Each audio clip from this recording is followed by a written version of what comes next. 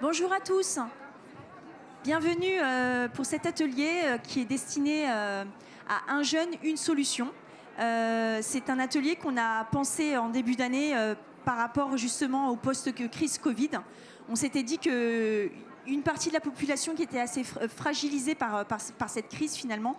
On a beaucoup parlé des entreprises de la restauration, de l'hôtellerie, enfin des secteurs qui ont été touchés.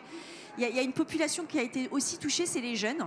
Et donc, on a souhaité faire un atelier justement sur un jeune, une solution, pour vous expliquer un petit peu quels étaient, notamment dans le cadre du plan de relance, les dispositifs qui ont été lancés à cette occasion. Donc, avant toute chose, je vais laisser les invités se présenter. Donc, on va commencer par toi, Bénédicte. Je te laisse la parole en 2 mots, nous expliquer qui tu es.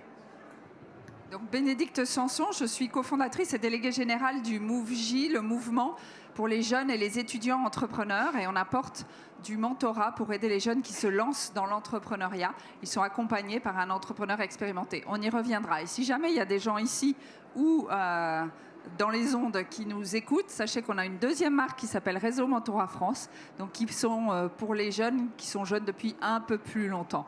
Donc 18-30 ans MoveJ et Réseau Mentorat France pour les autres.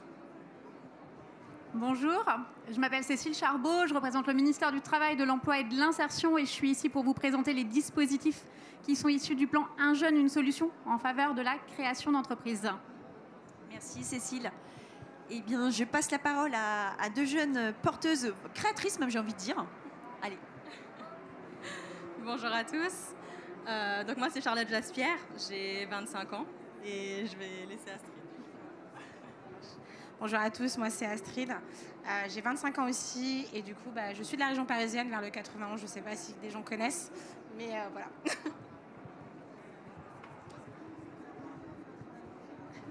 Bonjour à tous, donc je suis Marie Faguet, je représente le réseau BGE qui est un réseau d'accompagnement à la création reprise d'entreprise installé sur l'ensemble du territoire national avec 1300 collaborateurs qui sont là pour vous accompagner au quotidien. On est là pour parler jeunes, c'est un sujet qu'on connaît puisque l'année dernière 13 000 personnes de moins de 30 ans sont venues pour amorcer des parcours d'accompagnement. Alors tous n'ont pas créé, mais c'est ça aussi la volonté d'approfondir un projet, c'est de créer dans les meilleures conditions possibles et on le verra tout à l'heure. Bonjour à tous, eh bien moi je suis la deuxième Cécile de l'Assemblée, donc Cécile Campi-Bianco et moi je représente le réseau des groupements de créateurs qui accompagnent les demandeurs d'emploi, notamment les jeunes demandeurs d'emploi qui sont vraiment juste au stade de l'envie, de l'idée d'entreprendre. Voilà. Cécile, tu peux garder le micro, on en a 3, donc voilà. Donc, je vais donner la parole au ministère forcément du Travail pour nous expliquer un petit peu plus avant ce que c'est qu'un jeune, une solution. Merci beaucoup. Alors, le plan Un jeune, une solution, de quoi s'agit-il ? Il s'agit en fait pour le gouvernement de répondre aux conséquences économiques de la crise sanitaire et à cette fin de mettre en place des solutions qui sont des solutions pour faciliter l'accès des jeunes sur le marché du travail. Dans ce cadre-là, à la fois, il y a des solutions vraiment d'ampleur exceptionnelle et puis surtout, l'objectif, c'est de proposer toute une palette de solutions aux jeunes. Il y a une solution qui est adaptée aux besoins de chaque jeune et qui, en réalité, permet de ne laisser aucun jeune sur le bord du chemin. Et dans cette palette de solutions, la création d'entreprise a une place tout à fait particulière. Pourquoi ? Parce qu'en plus, aujourd'hui, on voit qu'on est en phase de reprise économique. La création d'entreprises a fait un bond en 2021. Alors, notamment, on regarde l'année 2020, parce qu'en 2020, il y a eu un vrai effondrement dans les créations. Mais y compris quand on neutralise cet effet effondrement, il y a un vrai boom de la création d'entreprises. Et donc, il y a un enjeu à accompagner les jeunes dans la création d'entreprises. Pourquoi ? Parce que l'accompagnement, c'est absolument fondamental et on le voit dans la pérennité d'une entreprise. La très très grande majorité des entreprises qui sont pérennes à 1 an, 2 ans, 3 ans sont des entreprises pour lesquelles leurs créateurs ont été accompagnés dans la phase de démarrage. Donc il y a vraiment une volonté du gouvernement de pouvoir soutenir les publics qui soient éloignés du marché du travail, en particulier les jeunes au sortir de la crise, dans le cadre d'un pacte qui s'appelle Inclusion par le travail indépendant. Inclusion par le travail indépendant, qu'est-ce que ça veut dire? Ça veut dire permettre à 15 000 jeunes en 2021-2022 d'être accompagnés par un des 7 réseaux lauréats de l'État. Lauréats, pourquoi? Parce que ces réseaux ont proposé une offre de services qualitative et ont proposé un maillage qui permet de couvrir la totalité du territoire français. Alors, parmi ces 7 réseaux, le groupement de créateurs ici présent, BGE également ici présent, et puis 5 autres réseaux que sont France Active, l'ADI, Initiative France, La Ruche et l'Union des couveuses d'entreprises. Donc, au total, c'est 15 000 jeunes accompagnés en 2021-2022. Et pour les jeunes pour qui c'est pertinent, qui ont un besoin de financement dans le cadre de la phase de création de leur entreprise, la possibilité au cas par cas de bénéficier d'une prime à la création d'entreprise de 3 000 €. Pour les jeunes qui ont un besoin de financement et qui ont besoin en réalité de cette prime en capital pour amorcer, pour faire effet levier, pour mobiliser d'autres financements et notamment des financements bancaires. Là, il y a 3 réseaux qui sont des réseaux qui interviennent dans le financement, qui sont l'ADI, France Active et Initiative France, qui peuvent intervenir et qui sont très maillés avec les 4 autres pour vraiment proposer un parcours de construction, d'appui à l'émergence du projet et de financement du projet pour les jeunes qui rencontrent des difficultés dans leur accès à l'emploi. Toutes ces solutions, vous pouvez les retrouver sur la plateforme Un jeune, une solution. Je la cite maintenant parce que je ne sais pas si on aura le temps tout à l'heure. C'est un site internet. Vous pourrez y trouver à la fois l'ensemble des solutions d'accompagnement à la création, donc les coordonnées, les renvois vers les sites internet des réseaux qui font de l'accompagnement à la création d'entreprises. Vous pourrez y trouver également des renvois vers des boîtes à outils qui peuvent être utiles quand on est en phase de réflexion et d'amorçage d'un projet de création d'entreprise. Voilà. Du coup, j'ai affiché le site sur l'écran, donc un jeune, une solution.gouv.fr. Et on parlera tout à l'heure d'un jeune, un mentor, puisque Bénédicte du programme MoveJ nous en parlera tout à l'heure. Du coup, je me tourne vers Marie et Cécile, de BGE et des groupements de créateurs. Mesdames, est-ce qu'il y a des spécificités justement chez ces jeunes, notamment dans leur engagement entrepreneurial ?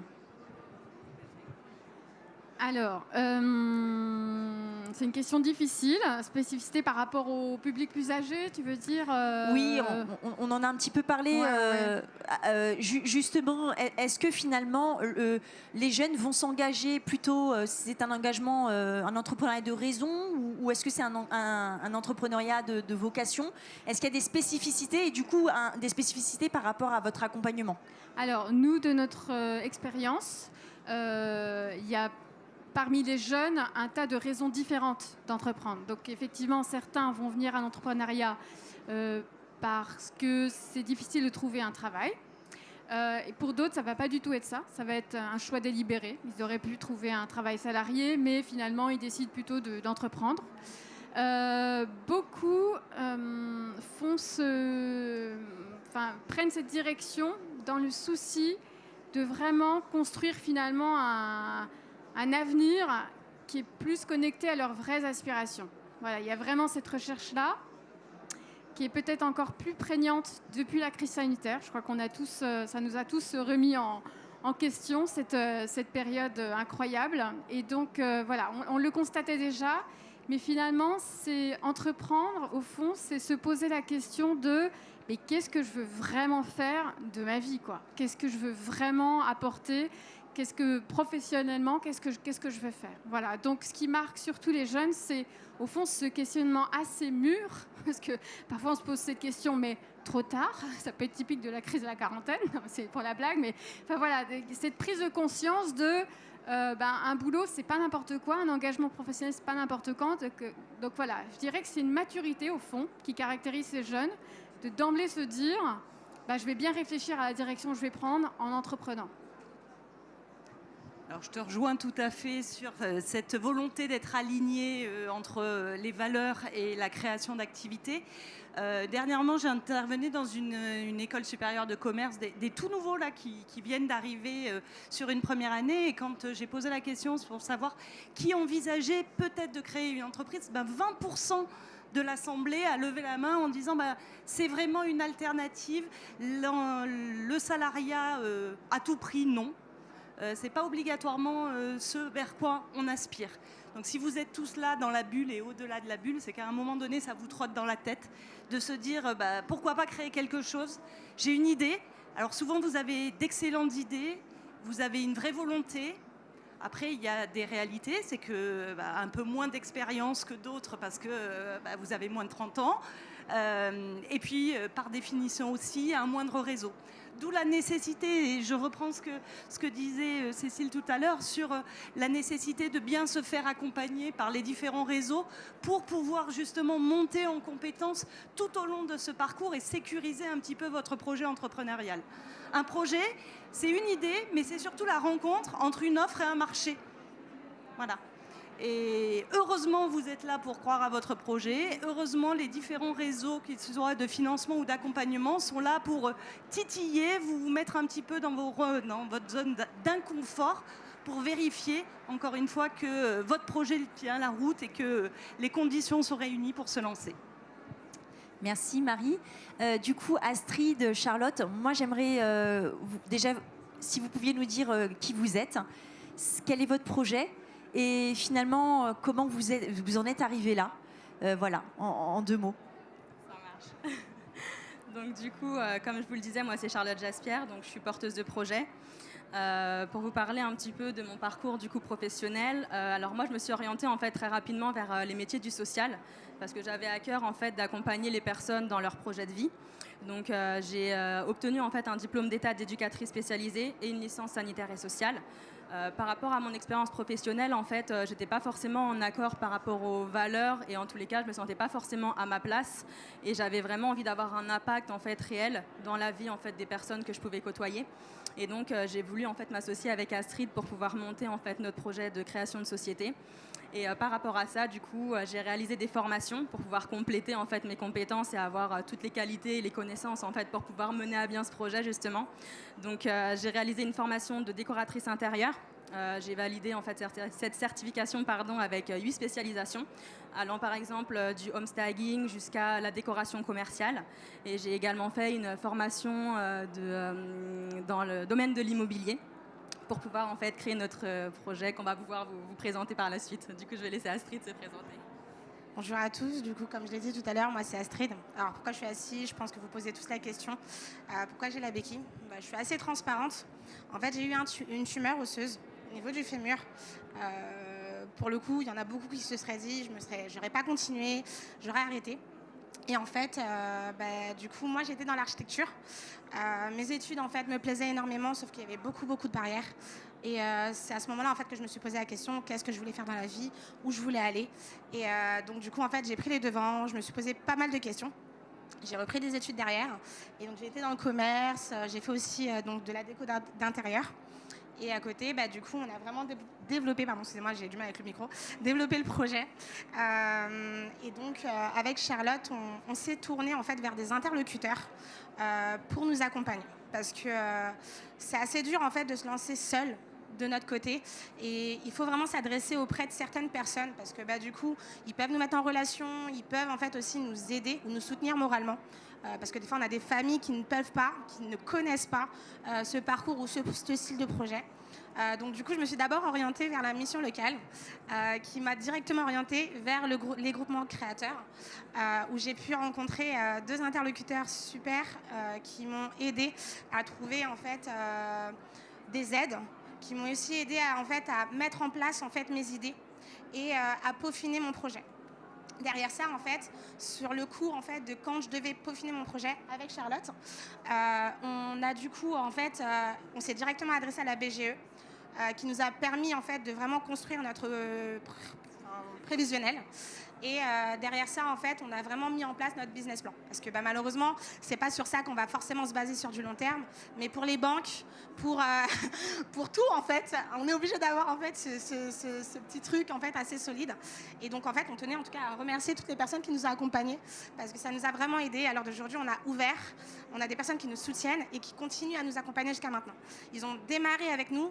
Mais en fait, on a quand même cet accompagnement, ce soutien. Dès qu'ils ont un truc qui pense à nous, hop, on vous envoie un mail, on vous met en relation. Et c'est vraiment quelque chose qui, à l'heure d'aujourd'hui, nous a énormément aidés. Donc du coup, notre projet s'appelle Smile Innov. Et je vais laisser Charlotte continuer à vous présenter notre projet. Alors du coup, pour vous parler un petit peu de notre société, en fait, on a créé une agence immobilière, un petit peu revisitée, nouvelle génération, comme on aime le dire en fait avec Astrid. Pourquoi nouvelle génération et innovante en fait? C'est-à-dire qu'on a combiné nos compétences en fait en architecture d'intérieur et nos compétences en fait immobilières. On s'est rendu compte en fait que les personnes et les interlocuteurs en fait qui avaient un projet immobilier avaient face à eux en fait pas mal d'interlocuteurs, que ce soit notaires, agences immobilières, décorateurs intérieurs, et qu'ils avaient vraiment besoin en fait de centraliser tout ça et d'être vraiment accompagnés en fait sur l'ensemble de leurs projets. Donc on a vraiment cette partie donc agence immobilière dans laquelle on va accompagner en fait nos clients à la recherche de leur bien idéal, et on va aussi les accompagner à la vente. Par rapport justement à nos compétences en décoration d'intérieur, on va leur permettre en fait d'avoir une vente qui va se passer de la meilleure manière, le plus rapidement possible et dans les meilleures conditions. On va avoir aussi une partie du coup donc architecture et décoration d'intérieur, donc pour permettre en fait à nos clients en fait d'être accompagnés sur leurs projets de rénovation ou de décoration, et on intègre réellement en fait la notion en fait d'écologie et de respect de l'environnement, puisqu'on oriente et on sensibilise réellement en fait les personnes qui réalisent des travaux à faire aussi des travaux énergétiques.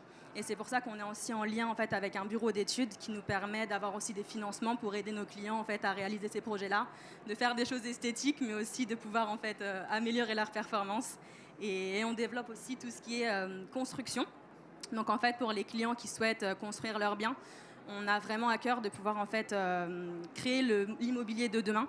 Et donc on s'est réellement orienté vers des structures en acier modulaire.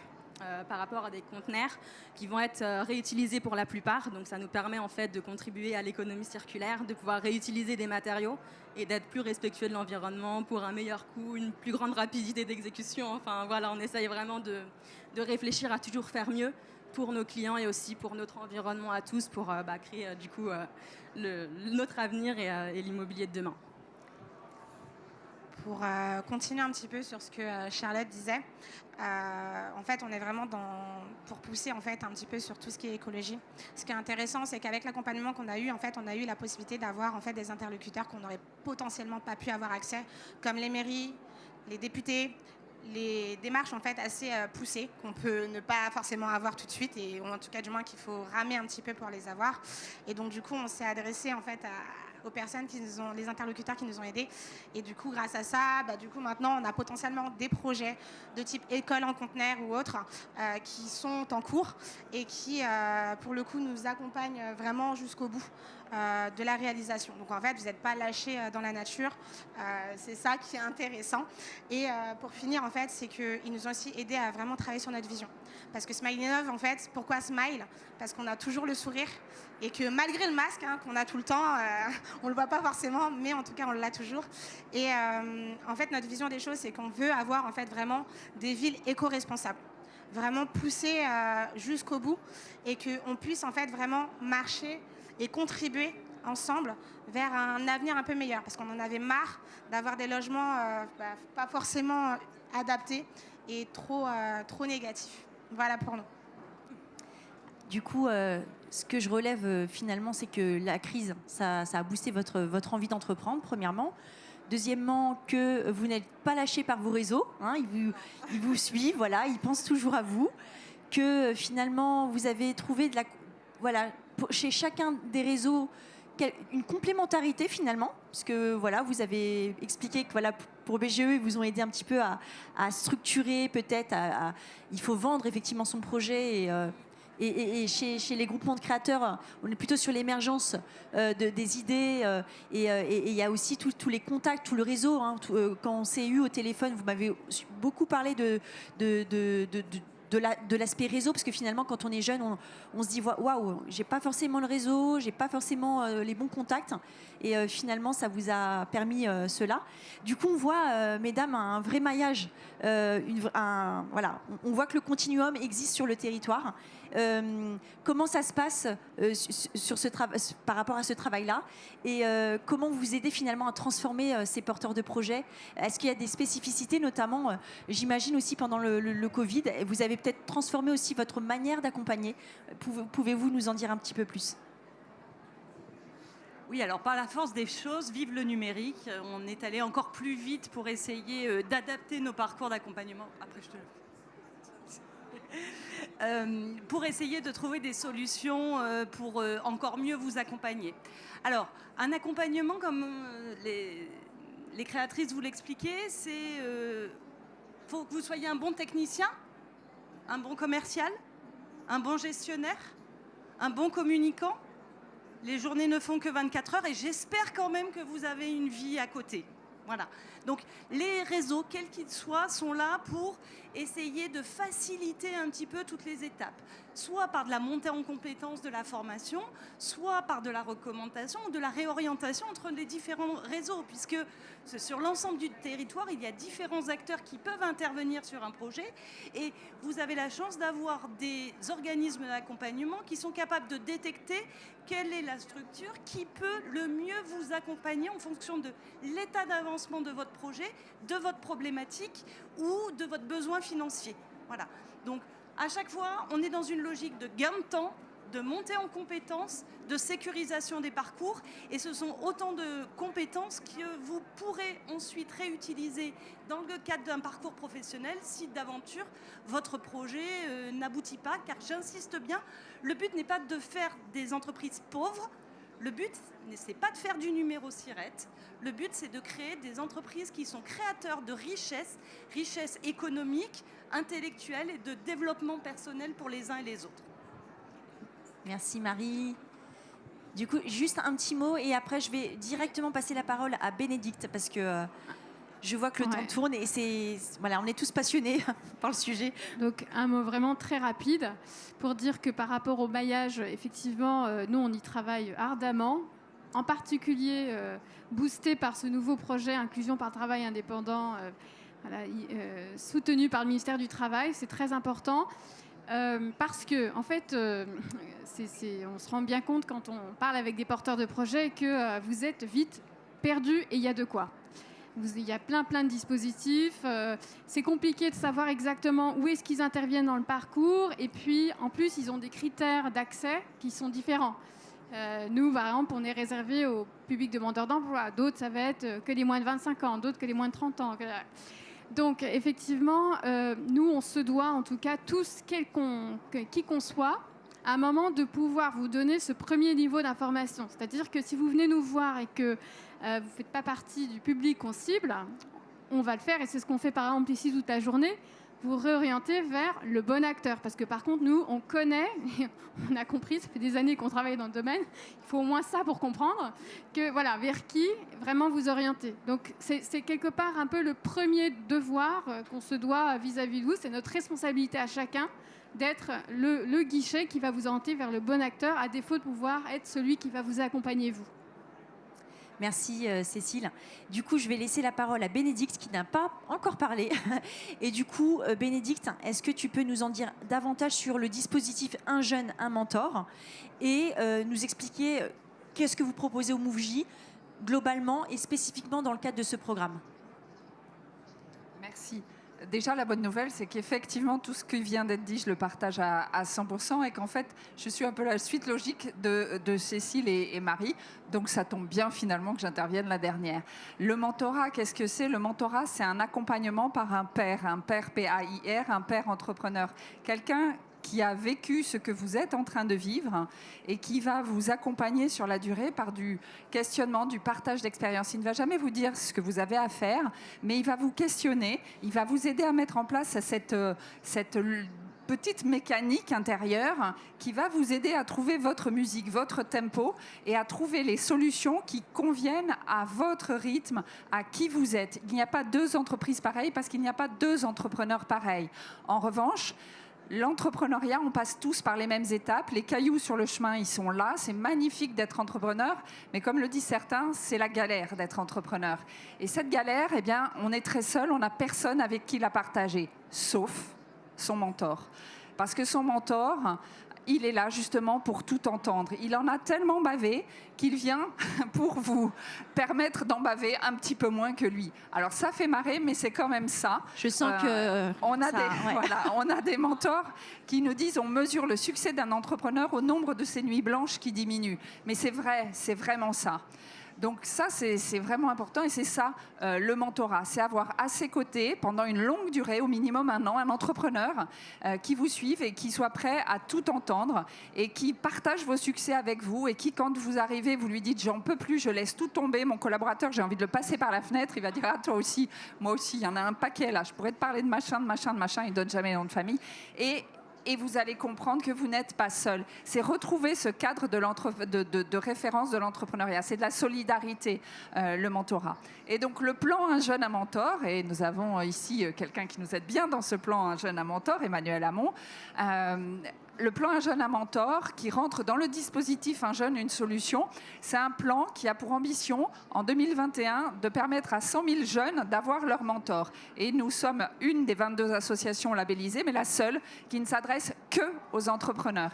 Et donc, vous pouvez postuler sur notre site du moment que vous avez jusqu'à 30 ans et que vous souhaitez créer votre entreprise en France ou que vous l'avez déjà créée mais que vous n'avez pas encore atteint l'autonomie financière, c'est-à-dire que vous n'êtes pas encore en capacité de vous payer, vous pouvez avoir un mentor. Donc vous n'avez qu'un dossier à remplir pour vous présenter et à partir du moment où vous êtes éligible, vous serez validé et on vous proposera un mentor et vous devez le rencontrer pour valider que c'est quelqu'un qui à la fois va comprendre vos problématiques professionnelles, mais qui aussi à la fois va être quelqu'un avec qui vous avez des affinités fortes, avec qui vous aurez du plaisir à réfléchir. Parce que le mentorat, c'est avant tout une aventure humaine.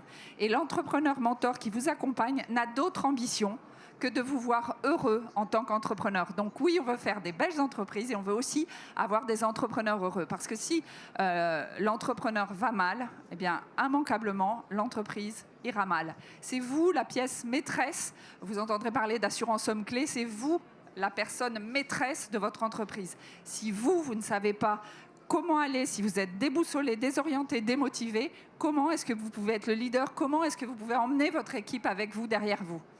Eh bien, le mentor est là pour être votre bulle d'énergie permanente.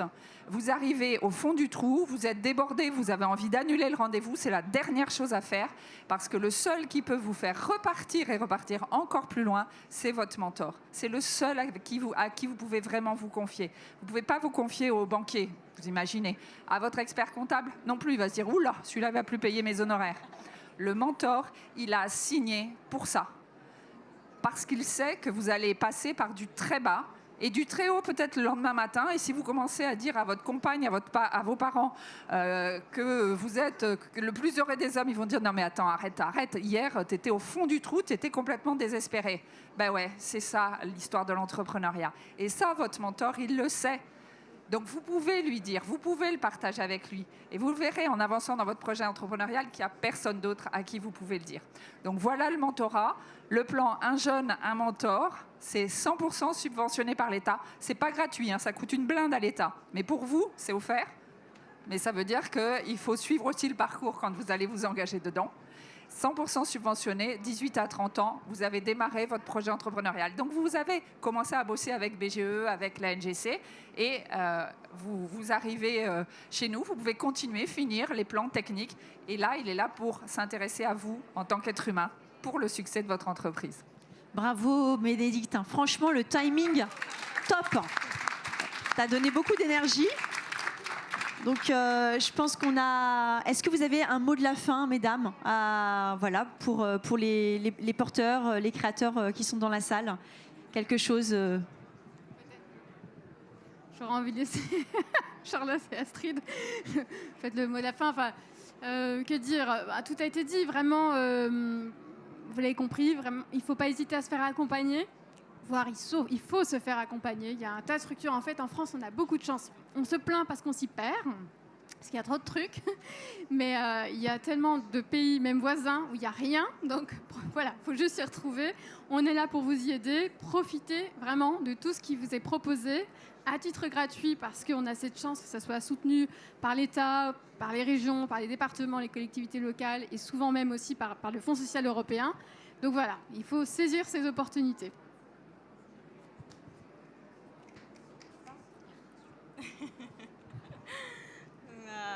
Comment on a pu le dire, c'est vrai qu'il y a pas mal de choses qui ont été abordées aujourd'hui. Mais pour clôturer et pour finir un petit peu, moi, ce que je voudrais dire, c'est que vraiment, il y a pas mal de choses qui existent. Et c'est vrai qu'on ne connaît pas forcément vers quelle porte en fait s'orienter, mais c'est vrai que nous, avec Astrid, notre expérience, c'est qu'on a pu en fait s'accrocher, ouvrir les portes en fait au fil de notre avancée, et que ça nous a vraiment permis en fait d'en arriver là où on est aujourd'hui. Comme on a pu le dire, c'est vrai que quand on se lance dans l'entrepreneuriat, il y a des hauts et il y a des bas, et c'est super important d'être bien accompagné tout au long de ce processus-là pour pouvoir vraiment être épanoui dans ce qu'on fait et pouvoir partager au monde tout ce qu'on a à transmettre en fait. Bon, ça a sonné, donc en un mot, on va sortir, monsieur, ne vous inquiétez pas. Bénédicte. Moi, je dirais que professionnellement, si vous avez envie, c'est la plus belle des aventures humaines, donc allez-y. Et un mentor, c'est un jeune, un mentor pour entreprendre.fr.